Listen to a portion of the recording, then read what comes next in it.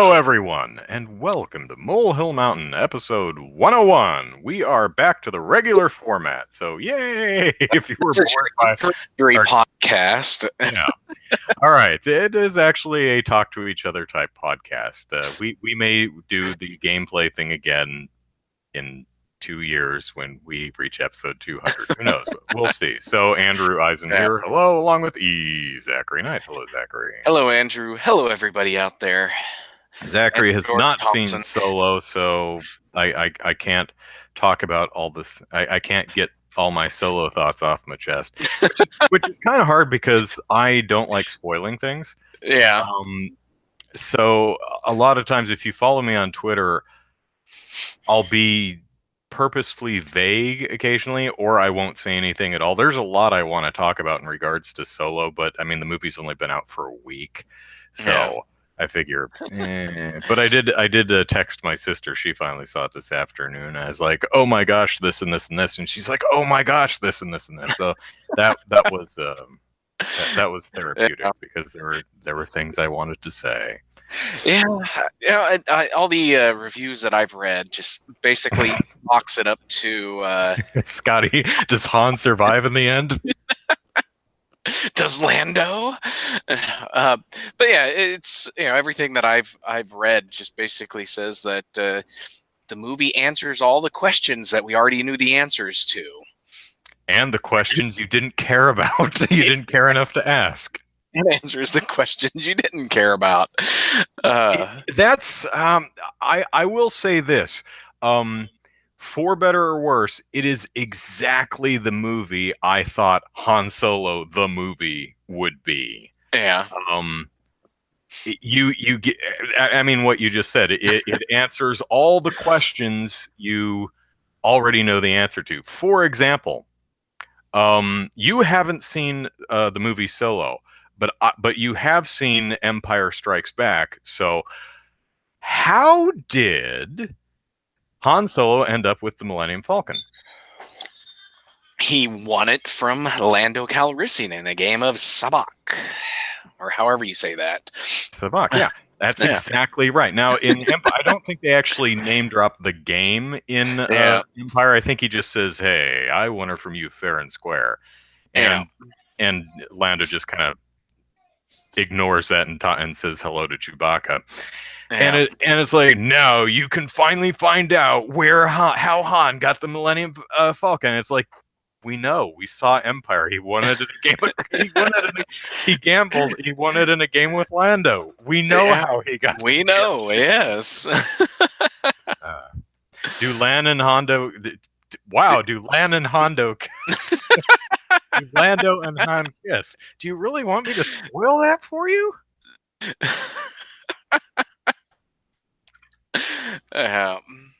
Wasn't Sabacc the name of Spock's dad? Was it? Oh, it's something like that. I'm gonna have to Google that. I think it's, if it's not that, I think it's something similar. Name. No, his name is Sarek. Sarek, yeah. So not exactly that, but pretty similar.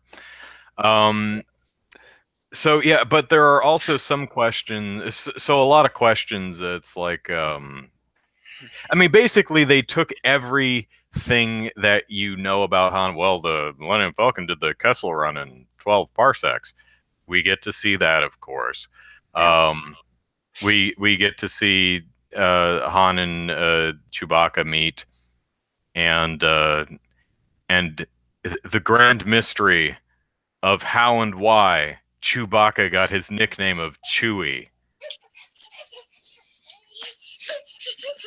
And we even learn the age-old question: how did Han Solo get his name?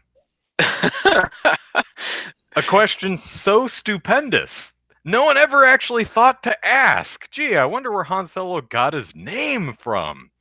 Y'all just assumed it was born with it. His parents inherited it from his parents. No, there was a story behind the name. It's like, really? So, which I'm picking on the movie, but it's fun. I had it. It was an enjoyable time in the theater. I don't think it completely holds together as a film. kind of falls apart, but Yeah. unless you hate Star Wars, worth a watch. It's fine. I enjoyed it well enough. So is it better or worse than Rogue One? I would say that me personally, I would say it's better than Rogue One. I think I like what Rogue One was trying to do more than I like what Han Solo, or I'm sorry, Solo, a Star Wars story, did. But Solo is much more successful at what it sets out to do than Rogue One is. So I definitely think Solo's a better movie, Mm-hmm. but I definitely appreciate what Rogue One was going for much more than Solo. As I said, Solo is just Han Solo the movie, and the what you picture in your head when you hear Han Solo the movie, that is exactly what it is. Yeah. Not necessarily a bad thing, but it's exactly what you expect it is. Okay. So, Yeah. did I like it better than Last Jedi? No, no, not remotely. Last Jedi, I think, is solidly good and great in a lot of moments. This, I think, is pretty okay and quite enjoyable. So yeah, I would say for the new movies, ignoring episodes 1 through 6, I would say Last Jedi, um, Force Awakens, uh, Solo, and Rogue One. That's how I would rank the newest Star Okay. Wars movies currently. Yeah. So that's how Yeah. I list them. Although I still maintain that Solo is definitely the worst Star Wars movie title. Yeah, definitely. Yeah. Now, I probably won't get around to seeing it until it hits Redbox. It's not on my It may must hit watch in Redbox like in theater. 3 weeks, So It- so next July, check your Redbox. It may be in there. yeah, well, again, Maybe that's the other streaming thing. on Amazon by the summer. From what I've read, it's hasn't done very well in at box office return. Well, it's doing fine. Yeah, it doesn't. But it's not meeting I mean, it's made over $100 million, which is a lot of money. But it's a Star Wars movie, so you expect better. It's also a very expensive movie. It was apparently like $250 million, and I think a lot of that had to do with they reshot at least half of it. Yeah. Well, and some of the stuff that I've been reading is that the movie is fine and probably would have done better if it kept to the December release schedule that all the other Star Wars movies have Yeah, been. I thought it was kind of weird that they decided to open it in May instead of because there's no episode 9 is not this year; it's the year after, right? Yeah, yeah. Episode 9 is 2019. Yeah, so I was And really surprised. yeah, I think Solo probably would have done better next Christmas, yeah, if only for a little bit more distance from the last Star Wars movies. On the other hand, you do have like 3 or 4 Marvel movies a year, and yeah, that doesn't seem to be a problem. But the individual Marvel movies are all different franchises within the same continuity. yeah, Then yeah. And again, Solo is kind of the same thing. But yeah, it's about but characters that we already know. So yeah, but one of the things that I've read is that the reason it's doing poorly is because of the release date, because it came just a couple of weeks after Avengers. Then you got Mhm. Deadpool 2 Mm. and then there's a couple other big tentpole movies right around this same time, and it's just Han Solo or the Solo movie just didn't have breathing room amongst all this other big budget.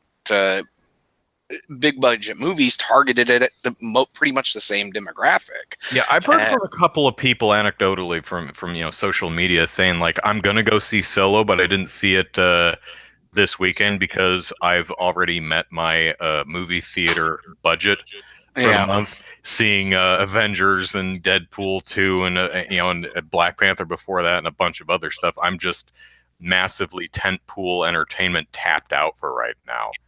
exactly. So it'll be interesting to see what Solo's legs are like. I mean, if it has the typical like 70% drop this weekend, might not have legs, but I mean, if its drop is only like 40% or even less, because the reviews aren't bad. No one's saying, "Oh, it's terrible." Everyone's like, "Hey, it's fun. It's fine. It's good." Yeah. So it'd be interesting, and I hope the movie does leave room for some interesting places. The between episodes 3 and 4 era could, the Star Wars Rebels kind of area of the chronology. Because there are some one of I'll spoil one call out, which is not important at all, but they do name drop particular a particular martial art, which I can never remember unless I hear it or see it, but Tira Kasi or something like that. It's something like that. And I was watching the movie, I'm like, is that from that really crappy Star Wars fighting game from like 20 years ago? Yeah. And I had to go look that up when I got home. I said, yeah, it is. Oh my God, that's that martial art from that really terrible Star Wars fighting game from 2000. Yeah. And it's just a passing, Kasai Kerfarfel or whatever it's called. Yeah. I mean, those are fun little drop-ins that I don't mind. But it'll be interesting. I am still kind of weirded out that the movie came out in March or May. I'm sorry, May. Well, it starts with an M. It's one syllable. It would have been interesting to see what the different, in an alternate universe, how Solo would have fared releasing 6 months from now. Yeah. But I think probably no idea why they did that, other than the fact that everything was done and Disney just didn't feel like sitting on it for another 6 months. Yeah, that's true. Maybe Born Distracted also points out that Ron Howard himself, who is the director they brought in to reshoot some percentage of the movie from Chris Miller and Phil Lord, he's not cheap either, and that's true. Ron Howard is he's been around for decades, and so he probably came with a price tag. I said this on social media earlier in the week, and I know we'll never get to see the Phil and the Phil and Lord the original directors. It's shoot, what are their names? Chris Lord and Phil Miller. Miller and Lord. Yeah, we'll never get to see their cut, just like no one will be able to see the original Snyder cut of Justice League or whichever one it was. But what they could do, what they won't do, but what they could do is do a Lord Miller commentary on the forthcoming DVD and Blu-ray. That'd be cool. Just maybe there's bad blood and they wouldn't want to, but I think it would be interesting to get their perspective on what Solo ended up being in comparison to what their vision for it was. Maybe they could do their dead set track of the just do a riff track of the film, and if we get something like that, it's almost certainly not going to be an official special feature on the disc. That'll be an audio track that they release separately. Yeah. We'll have to see, but yeah, because I really don't care about Zack Snyder and his thoughts on Justice League, but yeah, Lord Miller, I wouldn't mind seeing their thoughts on the final the final Solo movie, and I'd also like to see Brad Bird's thoughts on the final Ant-Man, the results of Ant-Man. Edgar Wright. Edgar Wright, yeah, sorry, not Brad Bird, but yeah, Edgar Wright. See what he thinks of Ant-Man and what he would have done. It'd be funny if you get the replaced director to record a commentary, and they're like, "It sucks. Mine would have been totally better." It stinks. I wouldn't have done it that way. Bourne actually puts out a good point. He says, well, remember the Richard Donner cut of Superman? Who would have thought we would see that? That's true. Maybe in 20, 30 years, we will actually see the Snyder cut of Justice League or the Lord Miller cut of the Solo. But if Disney's smart, what they'll do is say, okay, Lord Miller, we're going to pluck you off Solo, but we're going to put you on another project. Lego Star Wars, the movie. Because Well, they've done that. Lego movie and Lego Batman were both really, really good. Yeah. So Well, stick I'm with thinking what of you know. Never branch out further. because they've done a Lego Clone Wars TV show or cartoon Oh, show. It that's true. stinks. That Freemasons Yeah, one, I think, is Lego style in it. yeah, something like that. But yeah, I don't really like the Lego cartoon shows. They not very good good quality animation or acting or directing or writing. But the Lego movies, the Lego movie, Lego Batman have been really good. Lego Ninjago is okay, but yeah, if they did some kind of Lego Star Wars movie, and that would be kind of neat. Just as long as it's not just a retelling of the original trilogy or something. Do you think Yeah. orgs should be in Pokemon? We've got plenty of Pokemon. I don't think they need to rip off Star Wars. Man. Do you think that Porg that was watching Chewbacca eat a fried porg Ro- was in Last Jedi? Do you think he was like horrified or hungry and he wanted Chewie to share? Oh, I don't know. Maybe hungry? No. He's like, that looks good, Chewie. Why don't you share the wealth? I Like, aren't you horrified? No, that's Brian you're eating there, and Brian was a jerk.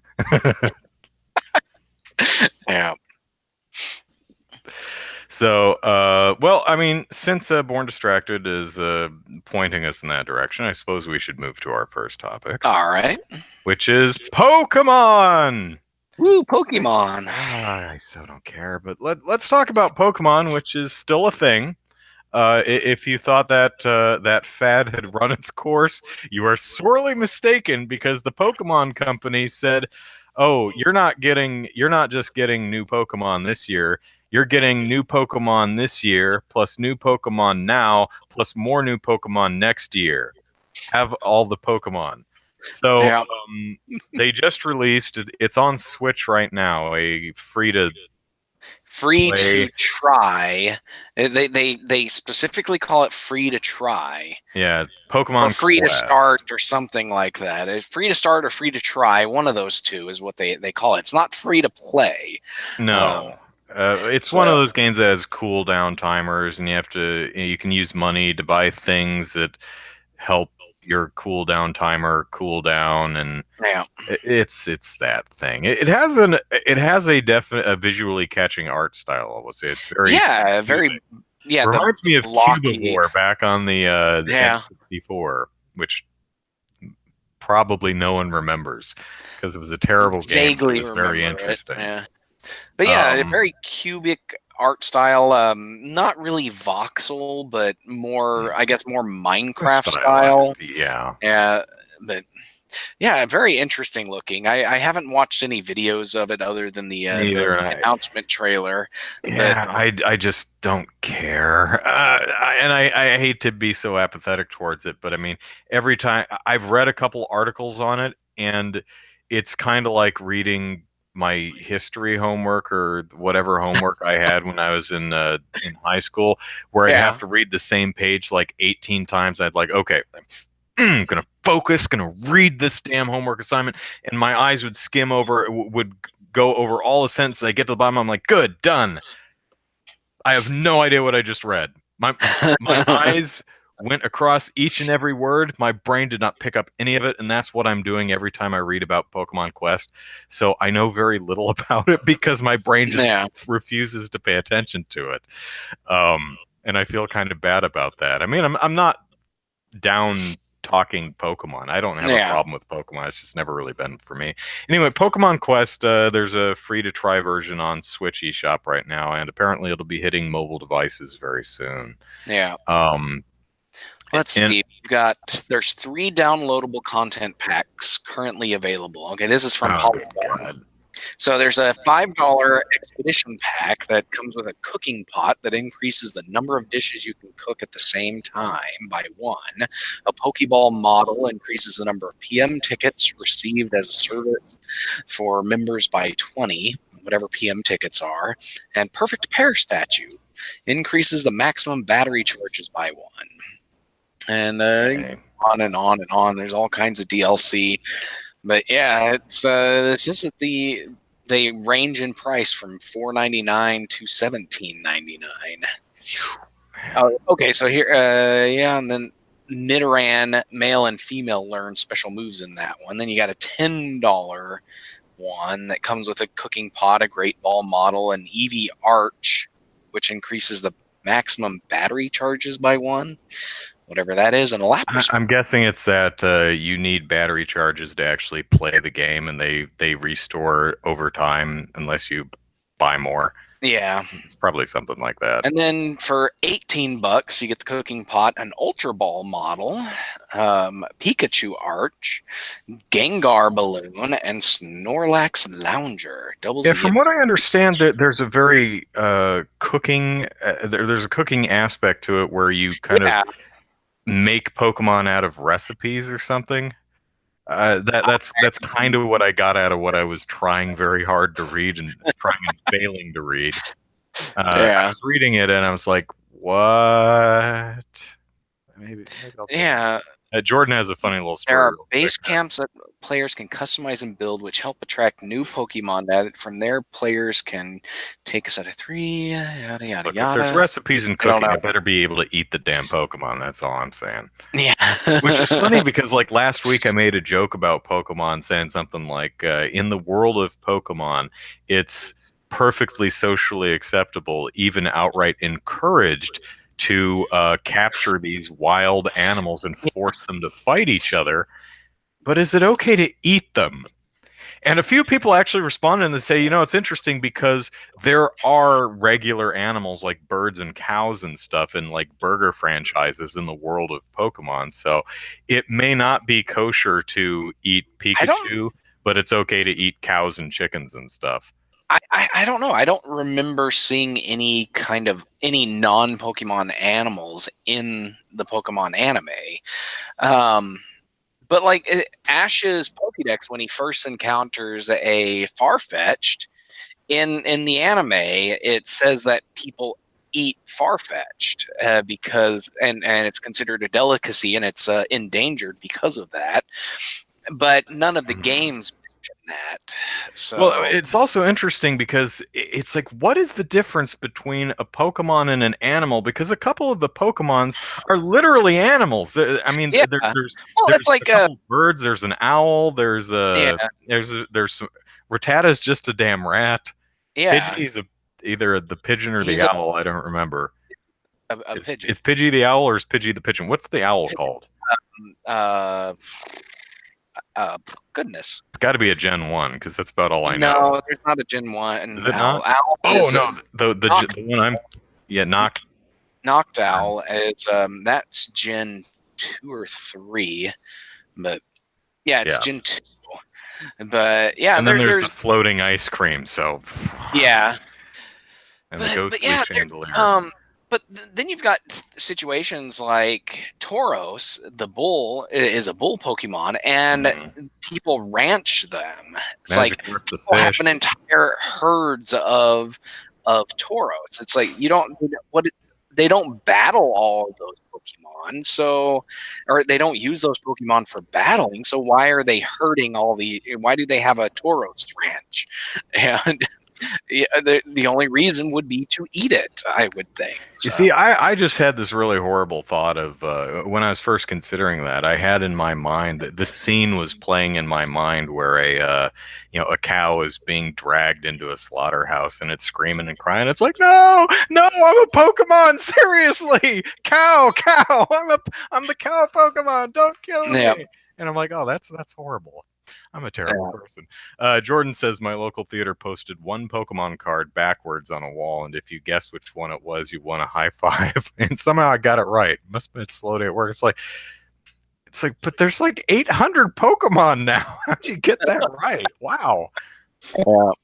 But but on the discussion of eating Pokemon, my thought has always been: are vegetarians allowed to eat plant type Pokemon or grass type Pokemon? Another fair question.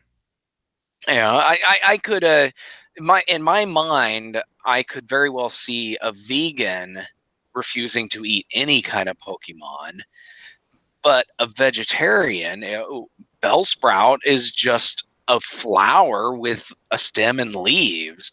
You know, is it okay to eat that? You wouldn't.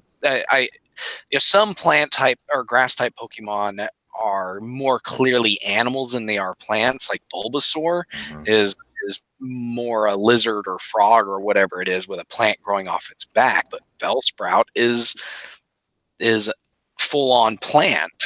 So, can you eat that if you're a vegetarian? I have to wonder if Bellsprout or Bulbasaur, well, not Bulbasaur, what's the next evolution of Bulbasaur where the flower actually blooms? Well, it's Bulbasaur, then Ivysaur, Ivysaur. and then Venusaur is when it's a full bloom. Venusaur. So I have to wonder if Venusaur or any of the flower ones that get pestered by bees constantly trying to pollinate them. Beedrills being Oh, that's right. pollinated by There's Beedrills. Beedrills like buzz buzz, baby. So. Yeah. So, but yeah, what was that one called? Pokemon Quest. Yeah, I'm not sure if I'm really that interested in trying that one. It just doesn't. The art style doesn't really appeal to me, and I find the gameplay loop just doesn't sound all that appealing. Yeah, I find the cubic designs of the Pokemon interesting, but just from I wonder what Pikachu looks like in cubist style. Oh, that's what it looks like. Okay, I'm done. Not really enough to play the game. Yeah. So, in addition to Pokemon Quest, Pokemon Company has said that in 2019 we'll be getting Gen 8 or whatever we're on now, the next entry into the mainline Pokemon series that comes after Ultra Sun and Ultra Moon or whatever the last ones were. But to tide us over, this fall we're going to get Pokemon Let's Go Pikachu and Pokemon Let's Go Eevee. Yeah. Which is a remake of the original Pokemon games, but not a remake of the remakes of the remake of the original Pokemon games. Did you follow all that? Because originally we had Pokemon Red and Blue or Red and Green, one of them. It was Red and Green in Japan and Red and Blue in the U.S. Oh, is that what it was? That's why. So it was Pokemon Red and Blue, and then they came out with Pokemon Yellow, which was that kind of the combination of the two with Pikachu thrown in. It combined the two and then was more based off the anime than yeah. And then years later they had Fire Red and Leaf Green. Yeah, which were the advanced Game Boy Advance remakes of Red and Blue. Yeah, but apparently this is not remakes of those. This is remakes of Yellow. Yeah, split in the two. And I'm not into Pokemon, and if you want to keep me out of Pokemon, selling the same game twice, taking a game with a character select and splitting that into two full price games instead of just allowing you to select the character in the front of the game. That's one way to absolutely guarantee I will never give you a dime. Yeah. Because that's not how I roll. Yeah, I'm wondering if they're going to pull because most of the Pokemon games, as far as I'm aware, there's certain Pokemon you can only get in one or the other of the games. Like with Red and Blue, in one of them you could only get Bellsprout, and the other one you could get Oddish, and you couldn't get those in the opposite games unless you traded using the Game Boy Link cable. Now, to be fair, there are slight differences in the two games beyond which character you start with. Yeah. But it's a money grab. It's Pretty crap. much. I really hate Yeah, it. they're basically, they're basically doing the same thing they do with all the Pokemon games. There's two versions, and if you want the full experience, you've got to get them both, even though they're both pretty much the exact same game, just from a slightly different angle. Yeah, but yeah. One of the things that really caught my attention with these is that they're going to link to your Pokemon Go. Like if you play Pokemon Go, you'll be able to transfer Pokemon in and out of the game. It's not clear yet, but from the trailer, it looked like the Pokemon Go Pokemon that you transfer into the Switch game just go onto a Pokemon ranch or something. They're not in It was one of the things that that I saw, and I'm like, okay, can you actually use these Pokemon?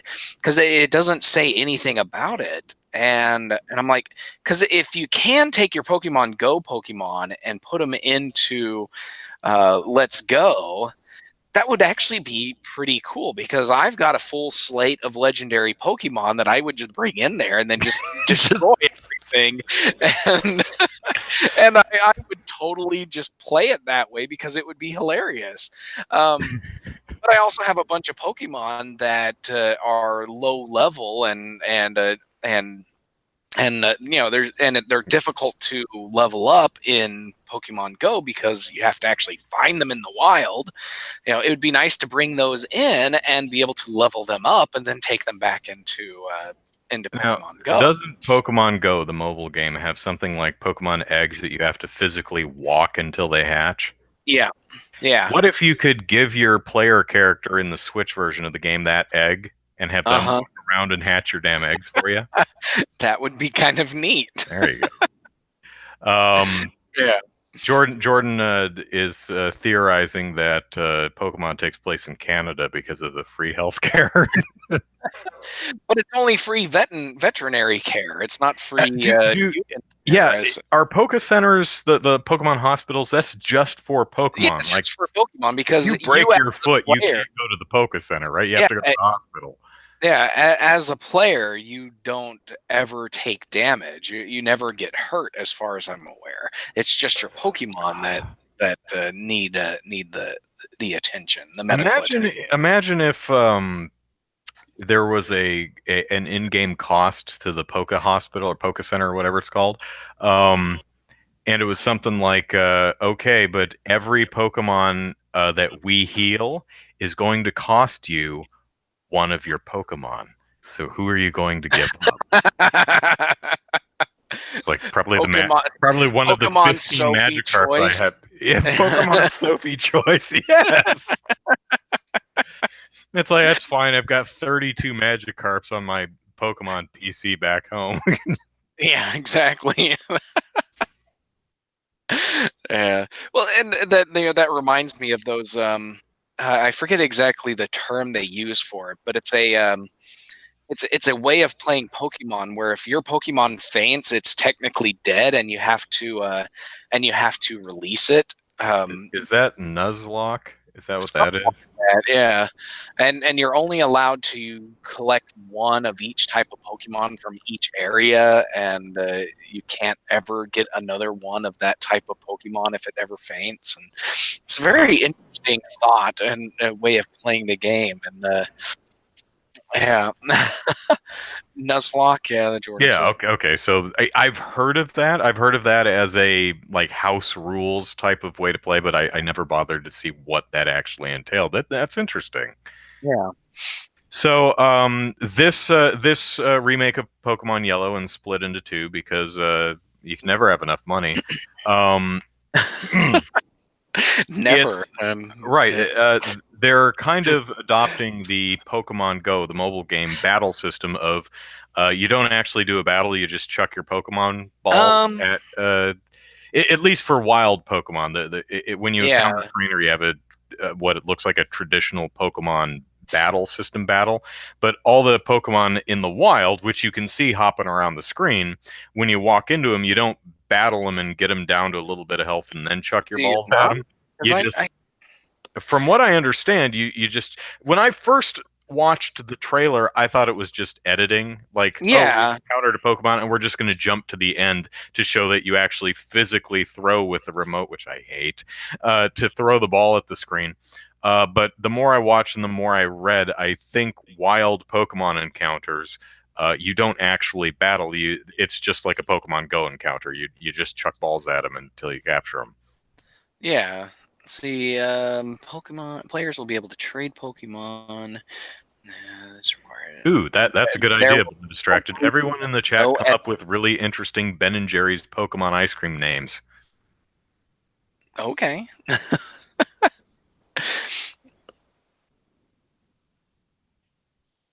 Okay. Yeah, there's very little information about the battle system, and I'm totally not sure what's going on in it because yeah, if you're just going to encounter wild Pokemon and just chuck balls at them, I don't know if that will be very much fun because already in Pokemon Go, it's not as fun as it could be because Mhm. I'm at the point where it's like it would be totally awesome to be able to take your because in Pokemon Go you can have a buddy that walks around with you, and this is a way of building up candy and stuff. But it would be nice to be able to use your buddy to attack the wild Pokemon and make it a little bit easier to catch. And my thought is that um, using your buddy would be like using a berry where if it's an ineffective attack it doesn't help you at all, but if it's an effective attack or a super effective attack you can make it that much easier to be able to catch it, and I think that would be kind of a fun addition to Pokemon. It wouldn't be a full-on battle, but it would be something unique. And if Pokemon Let's Go is just chucking balls at wild Pokemon, that would be very disappointing. I'm not sure if that dumbs down is maybe not the right word. Yeah, But I don't know if that removes what people like about the game. If that's going to take a fun aspect of the game away from people who really enjoy that, or if that would actually serve to streamline the experience of the game. I don't know. I imagine there have been Pokemon players in the past. It's like, oh my God, why do we have to battle everything? Where you change it up to where, okay, trainer battles are battles, but wild Pokemon encounters are just chuck balls at wild animals and catch them. Maybe yeah, that makes for a more streamlined experience. I don't know, but yeah, there you have it. Pika Electroberry. It's not too bad. Onyx Rocky Road. Not too bad. Not too bad. I'm liking that. yeah, What just popped into my head actually was a combination of Pokemon and Pikmin. So Pokemon or something, where you wander around and an army of 100 Pokemon are just following you around. You just start chucking them. yeah, I had that in my head. I'm like, yes, that's what I want. I just want to throw that stupid electric rat at things. yeah. What's the matter, Pikachu? You don't combine with water? Whoops. But Oh, and so this Q&A with okay, so I found a Q&A on Nintendo Life mhm. with let's see who all is involved in this Q&A. Okay, press got a chance to ask Pokemon President. It Golly, I can have be Haagen Dazs. It doesn't have to be Ben and Jerry. so the president of Pokemon and president of Game Freak. About our Game Freak directors, sorry, and this is the one of the questions. Okay, with Pokemon appearing on the field and the catching gameplay being similar to Pokemon Go, does that mean there are not any wild Pokemon battles?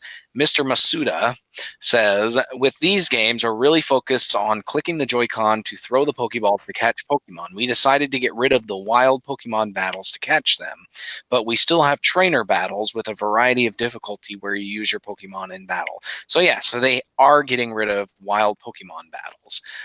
Well, on the And bright side, at least you're never going to be surprised by a Zubat in the caves. You'll see them and you yeah, walk around them, yeah, unless so they swoop down from the ceiling or something.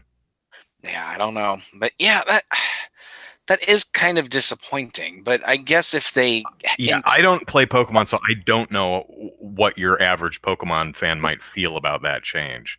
well, and I mean, at the very least, wait till 2019 if it really bothers you for the Gen 8 game.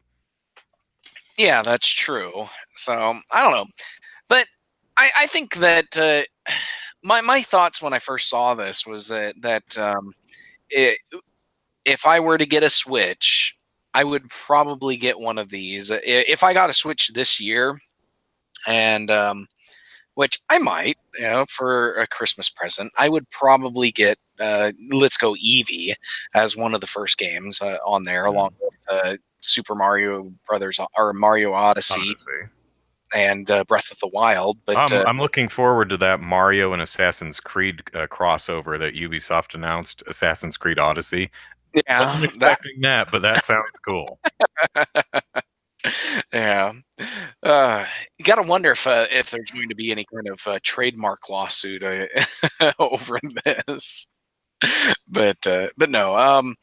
But yeah, I would probably get Let's Go Eevee because I'm kind of burnt out on Pikachu at the moment. So Well, Pikachu's been omnipresent for decades, so yeah, yeah, no, I could totally understand people going for the lesser known but no less cute Pokemon. yeah. Yeah. But one of the fun things that came about with this announcement is that a couple of weeks ago, Niantic announced that they were going to slowly release Alolan forms of the Gen 1 Pokemon into Pokemon Go. And they didn't say how or when or which Pokemon they were going to do. But when Let's Go Pikachu and Eevee were announced, they said, "Surprise! You've got Alolan Executor to catch in the wild now." And that's the Executor with the giant 50-foot neck. Yeah. And, that was kind of fun. I was able to get my Dragon Badge, which I had been unable to get for at all since the game first released in 2016. But yeah, I've got it. I've got my golden dragon badge now, and I'm excited. But Nice. yeah, uh, they were hilarious because they stood taller than any other Pokemon in the game when you saw them on the map, and then when you went in to actually catch them, you couldn't even see their heads. Their heads were off the screen, and it was just absolutely hilarious. So fun stuff. So I was another I was just I was pleasantly surprised and pleased that they didn't release Alolan Raichu because everything has been Pikachu in from Pokemon. what I understand, this Let's Go Pikachu, Let's Go Eevee will be the original 151, which is not Yeah, surprising because the remake of the original games. Um, but it will also include some of the Alolan species, evolutions, whatever they're called. yeah, yeah. They're going to include those, and they're also going to include a Pokemon that has never before been seen in any Pokemon game before. So they're making up a brand new Pokemon just for this game, these games. Mhm. That will be pretty neat. Yeah, And so another interesting aspect of this game is it's a two-player. You yeah, only need one Joy-Con to play, and if you have two Joy-Con, which you do unless you've lost one, you can give the other one to a player two, and you can both run around the game and yeah, battle yeah. people and throw Player Pokeballs Pokemon at game. people. Or you can buy a new Pokeball controller, which has a little It's a thumbstick on it and a clicky button, yeah. and you can take this Pokeball out and about with you, and it makes little sounds like there's a Pikachu trapped Well, inside, and you can no what it is you can transfer any of your Pokemon into the Pokeball and take it for walkies. for a walk, yeah, and so it'll make the sound of whatever Pokemon you transferred into that Pokeball. They Right. just put a Pikachu in the Yes, that's the known one. Yeah. but yeah, so there's supposed to be some kind of benefit to this, but I'm not 100% on the benefits. I think you can evolve, build experience for your Pokemon if it's carried around with you or something like that. But W- Um, what I read was that this device, the Pokemon controller, has a battery life of 3 hours, and I'm thinking, it, I mean, after 3 hours of shaking the thing and making it make noise, or can you conceivably keep it with you for the day before it runs out Yeah, of juice? I'm honestly not sure. I yeah, imagine when you're not actively shaking it to get it to make noise, it's probably in a very low power consumption mode. Um, but maybe it's like 3 hours. You better bring that Pokeball back, otherwise, whoever's in there is going to suffocate. yeah, exactly. But yeah, that I'm probably not going to be getting that Pokeball controller because I just know my kids are going to chuck it and break it. So Yeah, that's well, I mean, hard to blame them because what do you do with a Pokeball? You throw it at things. That's what a Pokeball is for. So you really can't blame, I mean, especially if they end up chucking it at the TV, because this motion is how you're supposed to do this with the yeah, controller to actually throw the Pokeball. So if you actually have a Pokeball, someone's going to throw a Pokeball at their flat screen. yeah. But yeah, but I had my oldest son. He got a toy Pokeball that opened up and it had a little Pokemon figurine inside it. He had one of those, and then my youngest son, or my youngest, he would always throw that little plastic Pokeball, and eventually the hinge broke. Hmm. So yeah, I just know that my kids would throw that $60 Pokemon controller, however much it's going to I cost. was gonna say, oh God, how much is it? But then again, I mean, the Joy-Con controllers are what, $50 a piece, so it would not surprise me if the Pokeball controller was $50. Yeah. Hopefully it's not that much, maybe $30, but even then that's Yeah. uh, There's one button on it, a button and a control stick and a speaker. Come on. yeah. Well, it's also got the motion control stuff in there, the gyroscopes and possibly a rumble and who knows what else, but yeah, that's not a thermal detonator, it's a Rocky painted. Yes, well, I mean, with the Yeah. power of imagination, it's a Pokeball and a Star Wars thermal detonator. Yeah, exactly.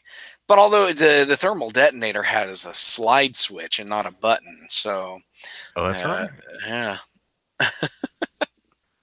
So, uh, all right, that we spent nearly the entire time talking about Pokemon, which kind of surprised me well, because yeah, I care not for Pokemon. But hey, there's your what funny story is I was thinking about doing a video of instead of E3 predictions, which I've done in years past. I thought it might be interesting to do a um what the top however many things I most want to learn more about at yeah, E3. Um, and one of the things on my list was actually Pokemon, uh, because I was really curious to see if the new Switch Pokemon would be a mainline game or if it would be a more of a spin-off thing like Hey You Pikachu or Pokemon Stadium or something like that.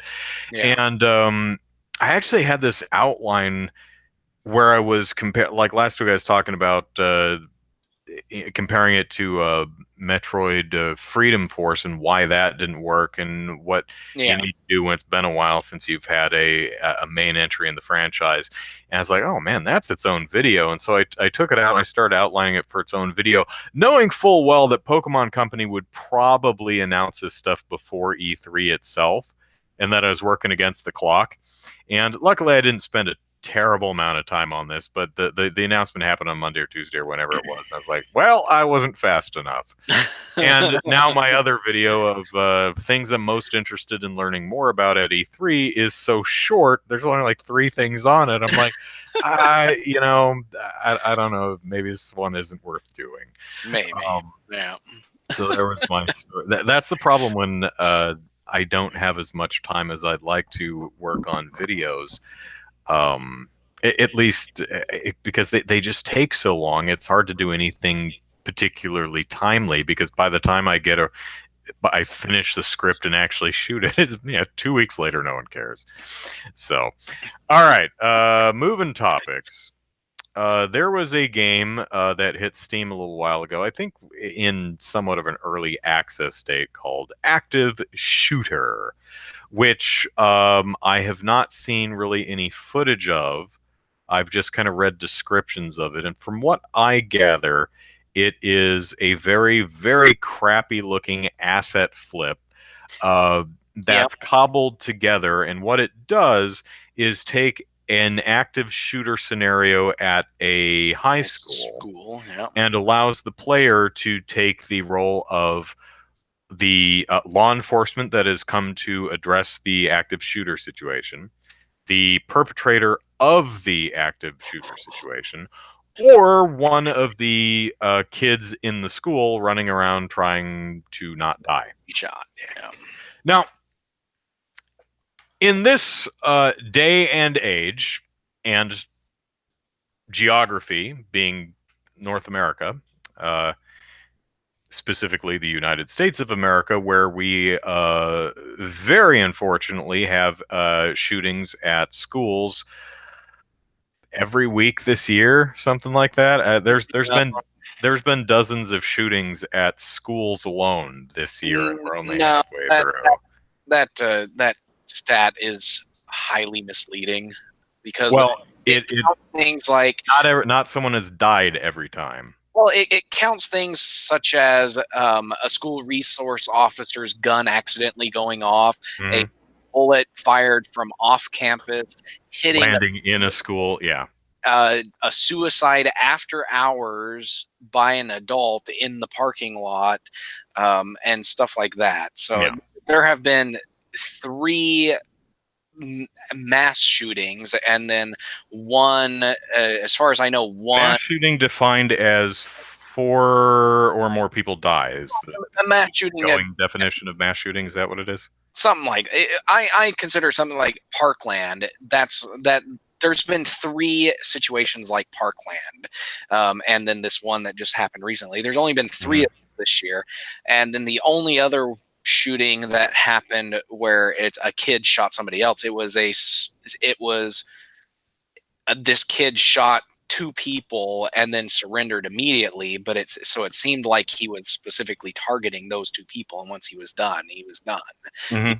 It wasn't a shooting spree. Right, right. I'm not saying mass shooting where lots of people die. I'm speaking, Yeah. guns at school being shot at people there.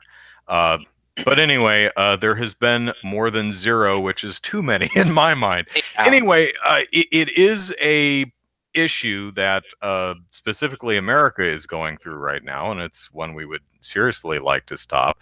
So it's a very odd climate to release such a game in, at the very least, very poor taste, especially for a game that's very clearly just trying to be, what's Just the trying to right word troll. here? Yeah, trolling, edgy, offensive, cashing in on tragedy. I mean, this is clearly not a game where the author or the creative talent behind the game are trying to say anything of Yeah. substance. They don't Yeah. have any type of particular point or message that they're trying to communicate. Like, I actually found the idea of playing a student in a active shooter situation at a school kind of an interesting perspective, but interesting perspectives does not seem to be what this particular game is going for. Yeah. So that said, Steam did yank the game off of its And the developer and the and the publisher rest of the and all the developer's entire games. library. Yeah. They got rid of everything. Right. But what I found particularly interesting was Steam's statement about it, which I'll read it in a sec. But my take was Steam didn't remove the game for being offensive in any way or being in poor taste. It removed the game because it felt that the author was a jerk. Here's the statement. This developer and publisher is, in fact, a person calling himself, however that's pronounced, who had previously been removed last fall when he was operating as BC Interactive and Elusive Team. This was a statement given to Kotaku. Yeah. this person described as a troll has a history of customer abuse, publishing copyrighted material, and user review manipulation. We are not going to do business with people who act like this towards our customers. So that came across as it's not we have a problem with a school shooter simulator, which it's this particular developer is a jerk. Which Yeah, I thought was really interesting that Valve didn't come down on the uh, in good taste end of the criticism and argument towards the game. yeah, Not that it has to one way or the other. I just found that an interesting choice because I think when the game got yanked, I think most people assumed, well, that's not as surprising. I mean that is really poor taste, especially right yeah, now. And Valve's like, oh no, that guy's just a jerk. yeah. You know, we took all the rest of his games off too. And it's not so much, the guy's a jerk, but yeah, they. But I think all the complaints and everything, aimed Valve's attention at them, and they investigated all these other issues, and that kind of that led them to making all those discoveries. Had the guy just kind of laid low and just made other crappy asset flip games, he might have snuck past Valve for a few more months before they caught wise of him. But, Jesus, Jordan, that is terrible. What the hell, man? We're breeding kids to be ninnies if we don't teach them to attack the shooter. Yeah, some people may get hurt, but word will get around that the. No, dude, no. No, what is wrong with you? No. Bad Jordan. Bad Jordan. No. The problem is not the kids being shot at aren't willing to throw themselves in front of bullets in order to attack the bad guy. The problem is bad guys going into school with weaponry. That's the problem we need to address and need to address and stop. It's not being a ninny if you're not willing to charge someone with a gun. That's being a regular human being. I'm not going to charge someone with a gun. I'm going to run the other damn way. And it's absurdly callous to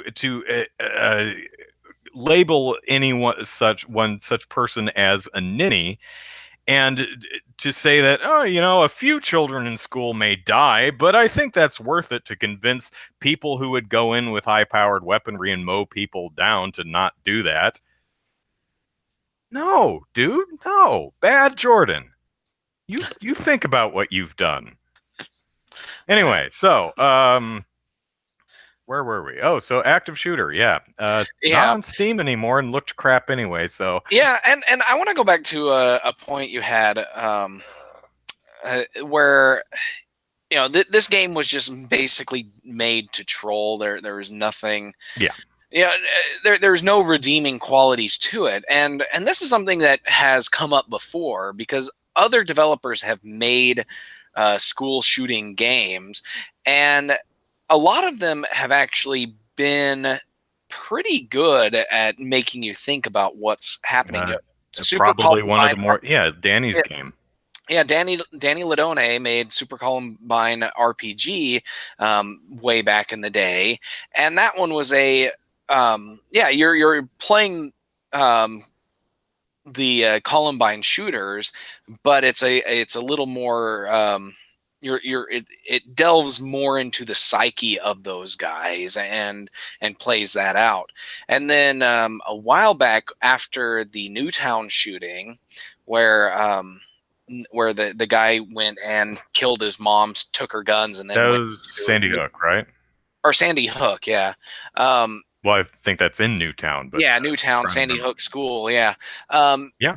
Somebody made a game about that where it was like there's 3 different modes. There was a visual novel, if I'm remembering it correctly, right? Something like that, yeah. But you had there's 3 modes. One was one was under current laws where the guy got the guns and went off and shot people. Another one was a complete gun ban or something like that, and the guy used a samurai sword to attack the school. And then the other one was if teachers had guns to protect kids, and in that mode, it's like every once in a while a teacher would accidentally shoot a student instead of the guy. And yeah, so that one was kind of an interesting take on like how would things be different under different scenarios that are being proposed by lawmakers and other talking heads. But this last one, this most recent active shooter, just had no redeeming qualities whatsoever. Very similar to a game that came out after Virginia Tech, where that one was just in low quality, no real thought put into it. Yeah, so if you're going to make a game like this, at least try to put some thought in it. Try to have a message that you're trying to convey, other than here's a crappy game and to cash in on a tragedy. But yeah. So yeah, so we'll have to see how this plays out in the future. But I'm always for games that what I consider editorial style games, where they have a message they're trying to tell. They use the gameplay to emphasize what they're wanting to say, and then hopefully things get and hopefully it comes across as not just trolling behavior. So yeah. So, all right, let's move to our last topic, which is PUBG, PlayerUnknown's Battlegrounds. God, I thought that would be like a what's the word I'm looking for? I thought the name that was a placeholder name, but apparently they're just going with that. They're suing Fortnite for copyright infringement because Fortnite is more popular and PUBG is making tons of money, the second most amounts of money, but not all of the money. So they're really unhappy about that.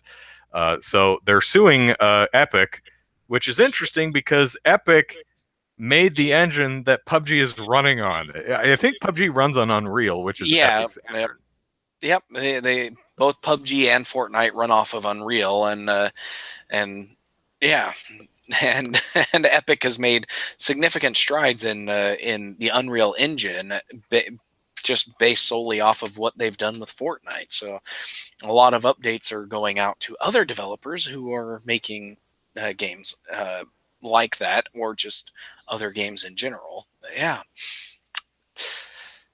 So is this kind of like a situation of we're biting the hand that feeds you almost? I don't know, but it makes whatever the company Bluehole or something like that behind PUBG look like jerks. Because they're trying to claim that the whole. I mean, first of all, PUBG is based on an Arma mod. I mean, it's already built off of mod of another thing. Yeah. Using someone else's engine, and they're going to complain that somebody else is actually making a similar style game. They're trying to copyright a game style or a game idea. Now they're throwing in specific things like, well, we've both got frying pans, and frying pan is frying pan. We both airdrop onto an island and just things like that. And it's just the airdrop thing is nothing new either, especially if you've seen things, watched movies or played or read books about similar situations.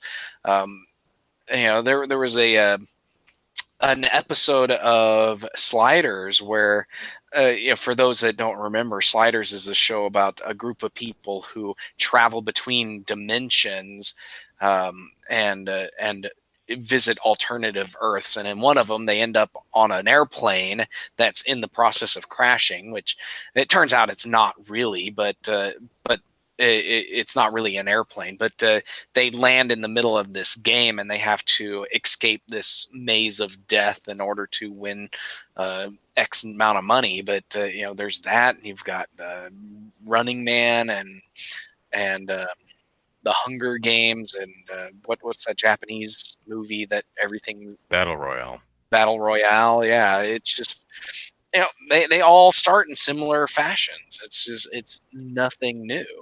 It really just comes across that PUBG is really upset that Fortnite is eating some of its lunch.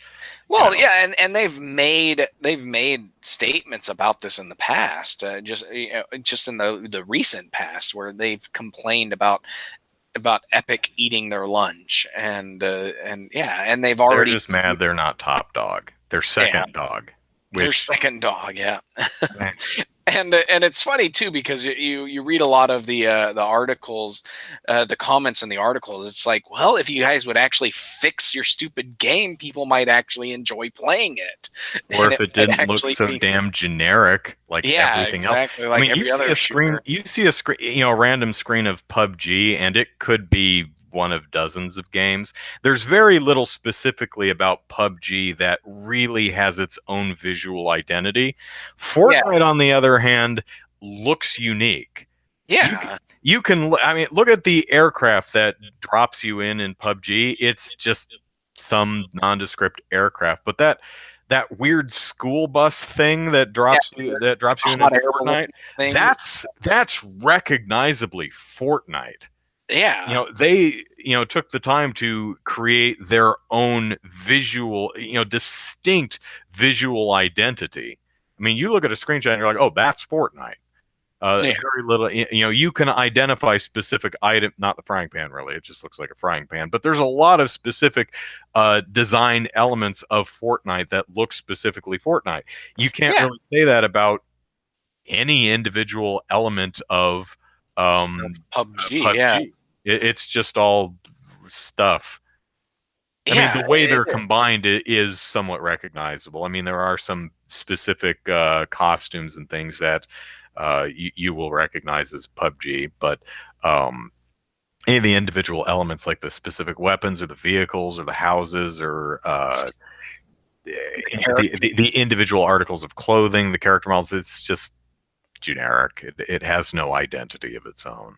Yeah, Uh, I don't think PUBG has a case here, no. and I don't think this is very good PR wise. It No, just it's makes it not. look bad. And and they've already tried suing NetEase, which made some mobile games that are very similar to PUBG. I'm not sure entirely what happened with those lawsuits, but yeah, it's just yeah, PUBG Bluehole has pretty much decided that they're going to be a litigious company, and that's not a good idea for Yeah, any. focus your time and money and efforts on making the game better or finishing it. Yeah. Yeah, so it's yeah, I Yeah, have I mean, you can copyright infringement should not be the game is similar to ours. Like they're just from reading through the lawsuit, it's interesting. You can tell that they know they don't have a case. It's like, well, we should be the only ones who are able. We should be the only company allowed to make a battle royale style game.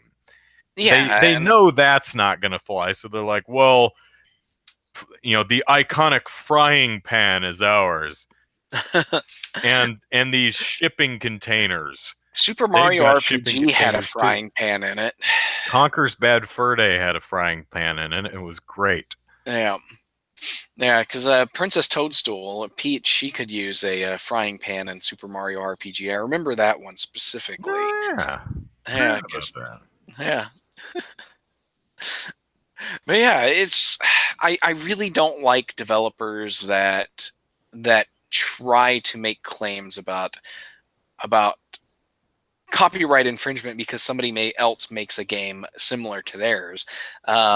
Another case would be like ridiculous fishing, where somebody else saw ridiculous fishing, or like, oh, that's cool, and they made a game very similar to it, and the developer behind that was just like, no, you can't do that. That's my copyright, and then they had a similar situation with some aerial dogfighting game they made. I think it was Luft Risers or something like that. And yeah, it's just that kind of stuff just really bugs the crap out of me, because making a game in the same genre as your game, it does not mean somebody is stealing, stealing your copy. Infringing on your copyright. Yeah. Yeah. But yeah, Thanos is in Fortnite, not PUBG. It was a very Fortnite thing. Yeah. I saw I saw a picture of it. I Yeah. never saw any gameplay of it. I'm sure. I heard it was fun. It's not my game. I don't Yeah. I don't play Yeah, it. I'm Yeah, not. I don't I'm play either of them. Not my style of game because there's other people.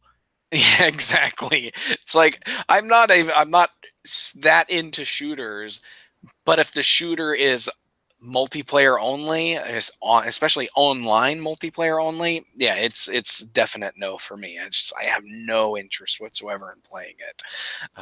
Mostly because of the other people element, but partially because it's a Yeah, pure shooter you'd game. be back at base, building up the walls and the towers and stuff, and it's like, this is good. And then someone's gonna blow it up with a grenade, and you're like, dude, man, I just spent all my resource points on that. Jerk. Yeah, Where's the offline mode where I just build things? that would actually be kind of interesting. Can you play it offline? But Answer. I think the question is how many battle royale games or battle royale modes in existing games are we going to see at E3 this year? no, because that seems to be a Seems to be the direct. new hotness right Yeah, now. Call of Duty is going to have a battle royale mode, along with its other multiplayer modes, and complete lack of single player mode. But yeah, we're probably going to see a number of them, and everybody's just going to be like, why? Why are we making so many of these games? It just doesn't make any sense. Yeah, I have a feeling that battle royale games are gonna might end up being the that genre of game that chokes itself to death, Yeah, like kind of like like the World ORP. War II shooter, which is now back, or the music games or games with plastic peripherals in general. Yeah, There's just gonna be so many of them that people are gonna be like, I don't have the time or the budget or the space for I think it. that I think it might end up being more like the MMORPG, where it started out where only a couple of people were making them. EverQuest became big, and then everybody was just like, "Oh, EverQuest is making all the money. Let's try to make one ourselves." And then Hmm. everybody tried to make one, and nobody succeeded except for Blizzard, because they had the massive franchise and audience to make it actually happen.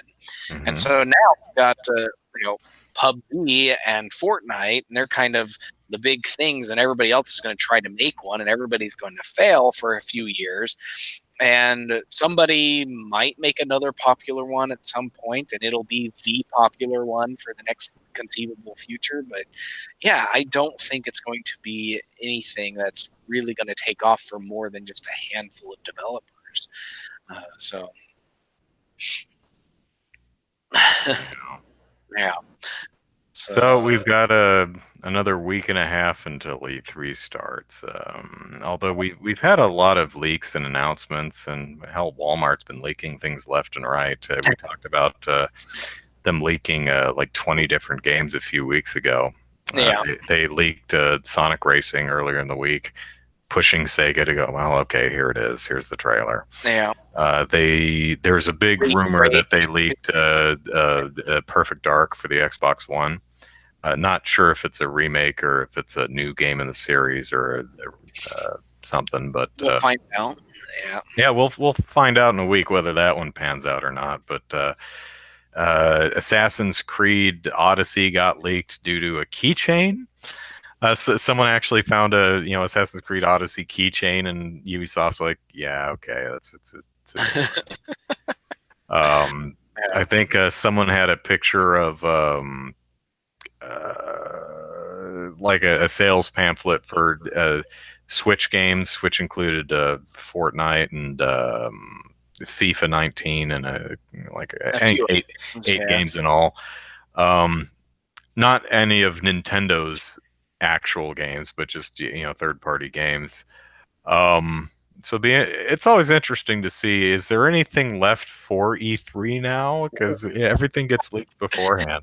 Yeah, I don't think we're probably not going to see a whole lot of big surprises at E3. It would be nice if they were surprised, but if there were some surprises in there. But yeah, I'm having a hard time thinking of anything that people are expecting that hasn't actually been leaked yet. But, Maybe Capcom will, because apparently Capcom's was going to do a Resident Evil 2 remake like they did for the first game on the GameCube in the 10 years ago, 15 years ago, whenever that was. I don't know, like 2002 now. It's like 15 years ago. Um, and we haven't heard or seen anything from that ever. So yeah, maybe it's time for that one. Hey, maybe Dino Crisis will come back maybe because Turok. Jurassic Park is popular. So or Jurassic World. And that's pretty, although they have Jurassic World Evolution or something. It's a sim Jurassic Park, which is a pretty good idea. Don't know if the game's any fun, but that's a pretty good idea. A management sim for Jurassic World. Um, Yeah. I don't know. It's probably just because I'm. Jordan Thompson theorizes that we're going to get you think handhelds are dying? Well, here's Game Boy Big Boy, and it's the size of a mattress. Yeah. It is a mattress. Play while you sleep. Um, Play in bed. Play on bed. Yeah. There's some possibilities. It's not really comfortable. Ooh. But what? I'm just thinking, what if Nintendo's big surprise for E3 is a Game Boy, um, a Game Boy Classic Edition, where it's just a handheld with like 30 built-in Game Boy and Game Boy Color games. Yeah, don't do more than 30, Nintendo. Come on. If it's a Game 50. Boy Classic. Yeah. Yeah. Yeah. Considering Game Boy games fit on 8 kilobyte chips or something like that. Well, you had them on Yeah. the little swipey e-reader cards for crying out loud. I think you can fit a few Game Boy games. But yeah, I would totally be down for that if they had a Game Boy. I don't. Would it have to be mini or just Game Boy Classic? Or it'd just be Game Boy Classic Edition because they're really not super. It's not the Super NES Mini. It's just the Super NES Classic Edition. But yeah, and just the size of the original Game Boy Pocket it would be perfect for something like that with a backlit screen and yeah, tons of games. 50 built-in games. there you go. You could definitely fit. There's definitely more than 50 very nice Game Boy and Game Boy Color games. It has to have Tetris. Can't Oh yeah, do it's the Game definitely Boy going to have without Tetris. Tetris. It's going to have License that sucker. all Super Mario Land games, Wario Land, all the Wario Land games that were Donkey Kong 94. Yeah. Believe the hype. That one's really good. Yeah. Yeah. The Donkey Kong game. I remember playing Donkey Kong on there, and that was a lot of fun. I liked that Donkey Kong version. I just want something that makes me excited to own a Switch. That's what I want out of E3, and Come on, that's Mario Tennis Aces? That's not exciting for you? I'm not a multiplayer gamer, so Mario Kart and Splatoon and Smash Brothers and Mario Tennis don't Yeah, do any don't do anything. I mean, they're cool. I kind of vicariously enjoy them through other Nintendo fans, but um, they're not for me. Which isn't to say there aren't any upcoming games that I'm excited about, but there are. I'm looking forward to Octopath Traveler, and I'm glad yeah, they kept that name. I'm curious to see what Travis Strikes Again, the No More Heroes kind of a spin-off game turns out to be, because I like No More Heroes, but what I've seen of Travis Strikes Again, the demos that they had at PAX and GDC, yeah, didn't really grab me. So I'm interested to see a more fully fleshed out version of the game and see if it looks interesting. Now that the gold edition of Mario plus Rabbids, now that they're selling the entire game, I'll probably pick that up whenever they release the physical edition of that. And I was really happy to see what the that new DK mode in Mario plus Rabbids is actually a fully featured new mode, an actual worthwhile piece of yeah. downloadable content. I was really impressed with that. So Nice. good on Ubisoft for that. I'm sure Metroid Prime 4, whoever's developing that, I'm sure it'll be fine. Whatever Retro's Yeah, working on, uh, I'm sure it'll be great. But if it's Star Fox Grand Prix, I probably won't care. Uh, yeah. I, that just that's even now that still just does not sound interesting at all. So Ooh, Jordan says Game Boy toilet. So play Game Boy while on the toilet, or use the toilet while on the Game Boy. yeah. Well, that kind of reminds me of a few years back. There was a story on Game Politics about um, games you could play at the urinal, where it's like you aim with your Oh God, key and yes. to control the game. Hmm. That had to be a Japan thing.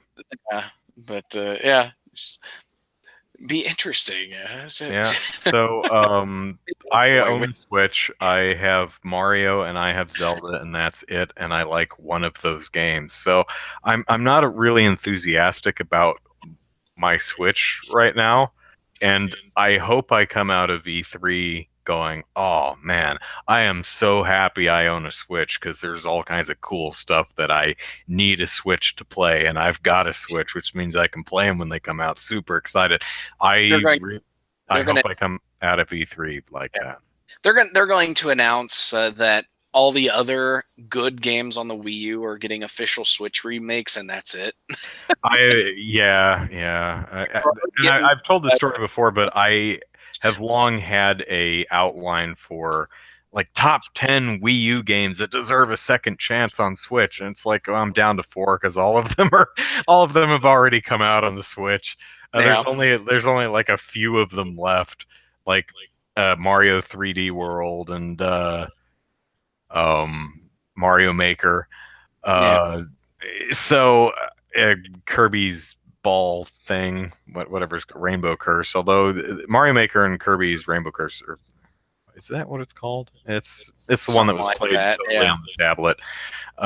Might have to be a handheld only experience if they ported it to Switch, but it was a good game. Um, yeah, so I was like, well, yeah, everything, and that doesn't upset me. I'm glad. yeah, I'm glad that Donkey Kong Tropical Freeze and Captain Toad Treasure Tracker are getting a second chance because they're genuinely great games that I think people who missed them the first time around will really enjoy, and I'm yeah, happy for that. It doesn't mean a lot to me because I already played them years ago. So it's like, oh man, Tropical Freeze and Treasure Tracker, aren't you happy? It's like, oh, I'm happy for yeah. you, but I've got them on the shelf over there. I played them years ago. I could play them again if I really want. But yeah, hopefully there are some really cool uh, for Andrew Switch exclusive games in the pipeline, and I hope Yeah.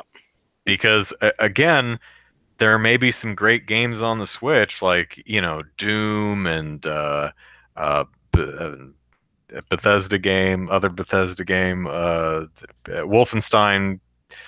But i I'm going to get those on the PS4 because they're going Yeah. to be better on the PS4. They're going to look better. They're going to run better. So that's kind of the problem with being a someone who owns both a PS4 and a Switch is if it's multi-platform, I'm going to get it on the other console because Yeah. it's just going to be a better experience. Because portability doesn't mean anything to me, so that's not a trade-off that I worry about. Now, for some Yeah. gamers, well, I don't mind the slight degradation in visual fidelity or frame rate and otherwise performance because now Doom is and getting the game 6 months a year later because now Doom is portable, now Wolfenstein is portable, now Skyrim is portable. Oh my god, I don't care about portability, so that's not a Yeah. factor. Uh, so when you ask, well, do you want to play this game on the PS4 or the Switch? For me, that's would you like 60 frames per second or 30? 60, please. I mean, it's not Yeah. even a contest. And I've had some people ask me, it's like, Andrew, you've always been such a big Nintendo fanboy. How can you be so cold to the Switch? Um, and I'm still a Nintendo fanboy, although I'm not a big fan of the Switch. And I've described it to people like I say, how would you feel about the Switch as a console if it weren't portable? If everything was exactly the same, the power, the library, everything about the Switch was exactly the same, except it was locked to the dock and it only was playable on the TV. You couldn't take it more than 30 feet like the Wii U. How would you feel about the Switch if it wasn't portable? That's how I feel about the Switch. It's just an underpowered console. So Yeah. I'm not really moony over an underpowered console with like the worst controllers I have ever held. But I do have a pro controller now, so that's at least not a problem. Yeah. And I'm still bummed that I don't like Breath of the Wild. Yeah, but the thing is, I don't think you can milk a cow with the Pro controller. Yeah, but I have no interest in 1-2 Switch. Yeah, I'm sure that's going to be the headliner of Nintendo's digital E3 presentation, 3-4 Switch or whatever the hell they call the sequel. It's a $60 retail game. Yeah, good. Yeah. I swear to God, do you remember the digital event last year where well, it wasn't last year, it was before the Switch came out, but where they showed I think it was that January, the big Switch reveal. Yeah. And they first showed 1-2 Switch, and it was like this live action Old West setting where people drawn down on each other, Yeah. in Old West costumes. I swear to God, I sat up in my chair and I was like, oh my God, Mad Dog McCree, are you kidding me? That's amazing. And that was 1-2 Switch. I was like really disappointed. Yeah, I saw that. I was very disappointed with that announcement because I was like, oh, sweet, Nintendo's making a Western. And no, they're not. Yeah, well, I could tell it was live action. And I'm like, maybe it's just a commercial, but this could be like a modern day Mad Dog McCree kind of game because we knew about the motion controllers, and Yeah. I was like, oh, that's really neat. No, it's not that at all. It's so much stupider. Definitely. And I'm probably overselling, sitting up in the chair and going, no, I look like this the entire. There's actually I recorded my reaction to it. You can go. This is what my face does. No matter how excited or annoyed or bummed or whatever I am, my face kind of does this. Yeah. Yep, you're sitting there, you're doing that, and every now and then you write a note down, and yeah, I might cock an eyebrow or something. That's about the extent of my reaction to to things that people react to. I've never been inspired to, put my arms in the air and go woo, oh, Yeah. when football games are on, you can hear from other apartments. It just, oh, I've never been inspired to yell, oh. When was the Maybe I'm last, just a boring guy. when was the last time Nintendo consoles weren't considered under GameCube the GameCube? and Yeah, before. yeah. The GameCube was Everything since on Wii has been par with underpowered. the Yeah. Xbox and the PS2. The only downside to it was the stupid mini discs they Yeah. used, which had half the storage of a normal DVD that the PS2 and Xbox were using. Not even half the storage, I don't think. Because with the PS2, you could get Yeah, DVDs are about 5 gigs, and the GameCube optical disc I think were 1.5. yeah, it So was yeah. But yeah, the GameCube was actually more powerful than the PS2. But PS2 slightly less than the Xbox, but they were yeah, all on. The PS2 still was able to compete with the Xbox. They were still in the same technological generational they, capabilities, and yeah, GameCube was smack dab in the matter. The next generation, PS3, Xbox 360, and Wii, the Wii was not even in the same technological generation. It was in the last generation, the yeah, GameCube generation. Uh, and it's been yeah. like that. Nintendo has been a full generation behind every time since then. The Wii U was a full tech. It came out, a year before the PS4 and the Xbox One, but it was on par with a generation, 360 and PS3, that had been out for like 6 and 7 years at the time. Yeah. And then once the next generation came out, it was a year behind again, and the Switch it's really not much more powerful than a Wii U. So again, it's a full generation behind the PS4 and the Xbox One, but the differences between each successive generation are getting smaller and smaller, so it's becoming less and less of a big deal. But Yeah. fact remains that unless we're talking about smaller retro style indie type games, uh, like uh, what was that thing? A Bloodstained Curse of the Moon that just came, which is patterning itself off of Castle. an old NES style Castlevania games. That probably runs exactly the same and looks exactly the same on both PS4 Yeah. and Switch if it's on both systems. I don't know, but modern games are going to run better on the Xbox One and the PS4. They're going to have better resolutions, better textures. They're going to run better effect. Everything. It's just going to be better. Even though it may not, even though like my mom might look at Doom on the Switch and Doom on the PS4, and I see no difference. I see the difference. Yeah. So for some people, it may not matter, especially for those who dig portability. But for those of us who have a choice, because we're fortunate enough to own both a Switch and a PS4, yeah, I'm gonna go with the PS4 every time. So. Yeah. All right, so that's the show actually ended about half an hour ago. I think we've just been kind of spinning wheels Yeah. for a while. So let us bid adieu to you.